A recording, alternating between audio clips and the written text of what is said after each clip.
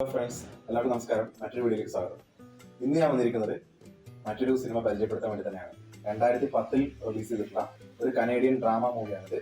അപ്പോൾ എല്ലാവർക്കും വീഡിയോയിലേക്ക് സ്വാഗതം. നേരെ വീഡിയോയിലേക്ക് പോകും.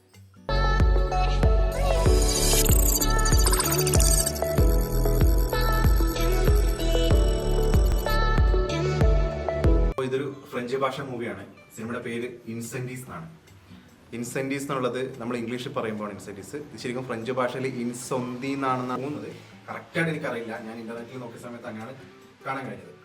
അപ്പോൾ ഇതൊരു സിവിൽ വാറിന്റെ പശ്ചാത്തലത്തിൽ കഥ പറയുന്ന ഒരു സിനിമയാണ്. സിവിൽ വാർ എന്ന് പറയുമ്പോൾ നമ്മുടെ മിഡിൽ ഈസ്റ്റിലൊക്കെ നടക്കുന്ന ഒരു സിവിൽ വാറിന്റെ പശ്ചാത്തലത്തിൽ കഥ പറയുന്ന ഒരു സിനിമയാണ് ഇൻസെന്റീസ്. സിനിമയുടെ പ്ലോട്ടിനെ പറ്റി പറയുകയാണെങ്കിൽ ഇതൊരു അമ്മയുടെ കഥയാണ്. അപ്പോൾ ഈ അമ്മ മരിക്കാൻ കിടക്കുകയാണ്. അപ്പോൾ മരിക്കാൻ കിടക്കുന്ന സമയത്ത് തന്റെ വക്കീലിനെ വിളിച്ചിട്ട് 2 ലെറ്റർ കൈമാറുന്നു. എന്നിട്ട് വക്കീലിനോട് പറയാണ് തന്റെ മക്കൾക്ക് 2 ട്വിൻസ് ആയിട്ടുള്ള 2 മക്കളുണ്ട്, അപ്പൊ മക്കൾക്ക് ഈ ലെറ്റർ കൈമാറണം.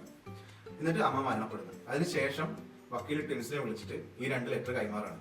കൈമാറിയ ശേഷം ആ കത്തിലൂടെ ഒരു കുറിപ്പും കൂടെ അമ്മ വെച്ചിട്ടുണ്ടായിരുന്നു. അപ്പോൾ ഈ കുട്ടികളെ കുറിപ്പെടുത്ത് നോക്കുന്ന സമയത്ത് അതിനകത്ത് പറഞ്ഞിരിക്കുന്നത് ഈ 2 കത്തിൽ ഒരു കത്ത് തന്റെ അച്ഛനും, ഒരു കത്ത് അതായത് തന്റെ കുട്ടികളുടെ ട്വിൻസിന്റെ അച്ഛനും, ഒരു കത്ത് ബ്രദറിനും കൈമാറണം. അപ്പൊ അതുവരെ ഇവർക്ക് അറിയില്ലായിരുന്നു അങ്ങനത്തെ ഒരു ബ്രദർ ഉള്ള കാര്യം. അപ്പൊ ആ സമയത്ത് ഈ കത്ത് കിട്ടിയ സമയത്ത് അവർക്ക് ഭയങ്കരമായിട്ട് ദേഷ്യം വരുന്നുണ്ട്. തീർച്ചയായിട്ടും അങ്ങനത്തെ ഒരു സിറ്റുവേഷനിൽ എല്ലാവരും പ്രതികരിക്കുന്ന പോലെ തന്നെ അവർ പ്രതികരിക്കുന്നുണ്ട്. പക്ഷെ എന്നാലും അതിനകത്ത് ആ കുറിപ്പിനകത്ത് മറ്റൊരു കാര്യം കൂടെ പറയുന്നുണ്ടായിരുന്നു.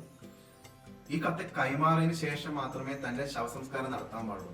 അപ്പൊ അങ്ങനെ എഴുതിയത് കൊണ്ട് തന്നെ അവർക്ക് ഫോഴ്സ്ഫുള്ളി ആ കത്ത് കൊടുക്കാൻ വേണ്ടി യാത്ര തുടങ്ങേണ്ട ഒരു അവസ്ഥയിലേക്ക് അവർ എത്തിച്ചേരുകയാണ്.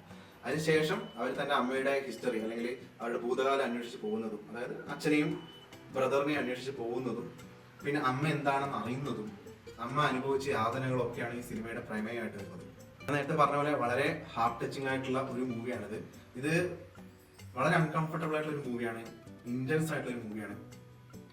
പിന്നെ അതുകൊണ്ട് തന്നെ അതിന്റെ ആ ഇന്റൻസിറ്റി നമുക്ക് കിട്ടണമെങ്കിൽ ഇതൊരു ഫ്രഞ്ച് ഭാഷ ആയതുകൊണ്ട് തന്നെ നമുക്ക് സബ് ടൈറ്റിൽ എന്തായാലും വേണം.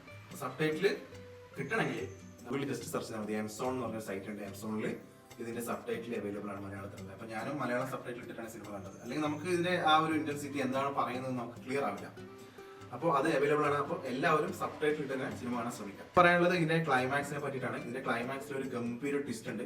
ട്വിസ്റ്റ് എന്ന് പറഞ്ഞാൽ അത് നമ്മളിപ്പോ ഒരു ത്രില്ലർ മൂവിക്കകത്ത് കാണുന്ന ട്വിസ്റ്റ് അല്ല, വളരെ ഇമോഷണൽ ആയിട്ടുള്ള ഒരു ട്വിസ്റ്റ് ആണത്. നമ്മൾ ഒരു കാലത്ത് മറക്കില്ല.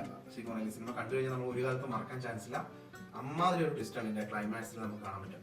പറഞ്ഞത് നിങ്ങൾ സിനിമ പ്രേമിയാണെങ്കിൽ, നല്ല ഇന്റർനാഷണൽ സിനിമകൾ കാണാൻ ആഗ്രഹിക്കുന്ന ആളാണെങ്കിൽ ഇൻസെന്റീസ് അല്ലെങ്കിൽ ഇൻസൊന്തി എന്ന് പറഞ്ഞ സിനിമ കണ്ടില്ലെങ്കിൽ നിങ്ങൾ തീർച്ചയായും കാണണം. മിക്ക സിനിമാ പ്രേമികൾ ഈ സിനിമ കണ്ടിട്ടുണ്ടെന്ന് എനിക്ക് നന്നായിട്ട് അറിയാം. പക്ഷേ സിനിമ കണ്ടു തുടങ്ങുന്ന ആളുകൾ, ഇന്റർനാഷണൽ ഫിലിംസ് കണ്ടു തുടങ്ങുന്ന ആളുകൾ തീർച്ചയായും കണ്ടിരിക്കേണ്ട ഒരു സിനിമ തന്നെയാണിത്. അപ്പോൾ ഇത് കണ്ടതിന് ശേഷം നിങ്ങളുടെ അഭിപ്രായങ്ങൾ അറിയിക്കാം. കണ്ടവരുടെ അഭിപ്രായം പറയാം. പിന്നെ ചാനൽ എല്ലാവരും സബ്സ്ക്രൈബ് ചെയ്യാൻ സപ്പോർട്ട് ചെയ്യാം. ഇതുപോലുള്ള മറ്റ് സിനിമകളുടെ വിശേഷങ്ങൾ, റെക്കമെൻഡേഷൻസ് അറിയാൻ വേണ്ടിയിട്ട് ബെല്ലൈക്കൺ എനേബിൾ ചെയ്യാം. അപ്പോൾ നമുക്ക് അടുത്ത വീഡിയോയിൽ കാണാം. അതുവരെ ബൈ.